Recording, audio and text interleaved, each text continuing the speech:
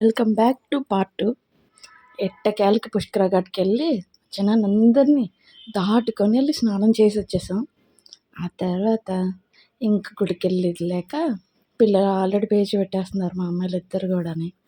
ఇంక నైట్ వెళ్దాంలే అని అక్కడే బయట నుంచి దండం పెట్టేసుకున్నాము. తర్వాత నైట్ గుడికి వెళ్ళాము.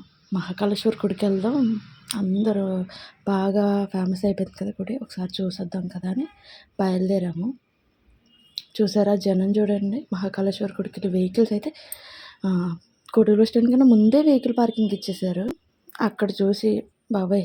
మా అమ్మాయిలతో అక్కడికెళ్ళి దర్శనం చేసుకోవడం మన తరం కాదని అనిపించి వెంటనే మళ్ళీ రిటర్న్ అయిపోయి అక్కడి నుంచి గోదావరి గట్టున ఉంటుంది కదా జోడుగుళ్ళు అని శివాలయం, అది అక్కడికి వెళ్ళాం అనమాట.